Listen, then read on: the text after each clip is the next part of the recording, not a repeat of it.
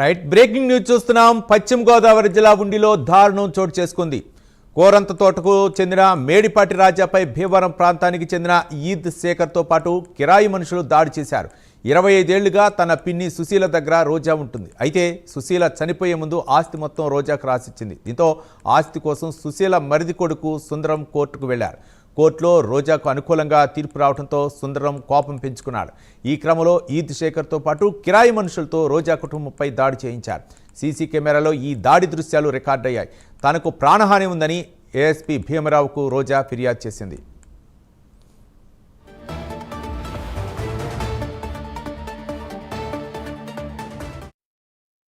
చిన్నమ్మ గారి ఇంట్లో 25 సంవత్సరాలుగా మేము ఉంటున్నామండి.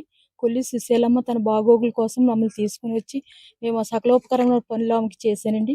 ఆమె వీలునామా రాసిందండి. ఆ డాక్యుమెంట్స్ అన్ని కోర్టులో సబ్మిట్ చేసామండి. మాకు కోర్టు ద్వారా మాకు వచ్చిందండి.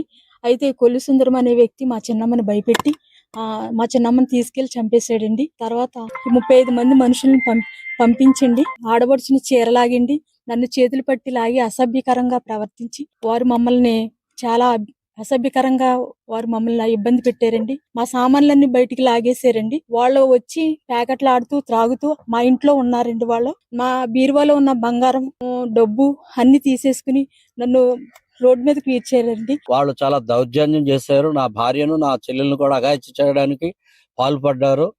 ఆస్తులను ధ్వంసం చేసి పారిపోయారు. ఉండి పోలీసు వారికి, సబ్ ఇన్స్పెక్టర్ పోలీస్ గారికి వీడియో చూపించినా, విజువల్స్ చూపించినా వారు ఏమాత్రం పట్టించుకోలేదు.